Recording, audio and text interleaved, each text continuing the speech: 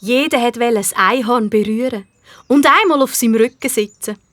Die Rosalie lässt sich geduldig streicheln, aber bald fallen der Lilifee die Augen zu.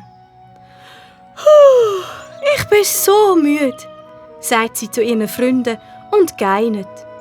Auch Cindy und Clara können ihre Augen kaum noch aufhalten. Der kleine Oskar, der liegt sowieso schon in einer Tulpenblüte und schnarchelt leislich. «Ich glaube, es wird für uns alle Zeit, ins Bett zu gehen.» Die Lilifee führt Rosalie in ihren neuen Stall. Dann läuft sie über die breite Schlosstreppe rauf in ihr Schlafzimmer und legt sich in ihr Blütenbett. Mit einem tiefen Seufzer macht sie ihre Augen zu. Doch plötzlich hört sie von weitem ein leisliches Wiehern. Schläfrig hebt sie den Kopf und lässt in die Nacht. Da ist es wieder, das leislige Wiehern. Mit einem Mal ist die Lilifee wieder hellwach. «Das ist die Rosalie. Sie fühlt sich bestimmt einsam.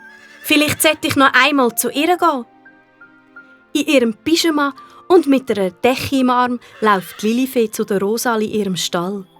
Im hellen Mondlicht steht das Einhorn vor ihr und schaut sie neugierig an. «Ich weiss, Rosalie», flüstert die kleine Fee. «Es ist deine erste Nacht weit weg von deinem Zuhause. Ich bleibe heute bei dir.»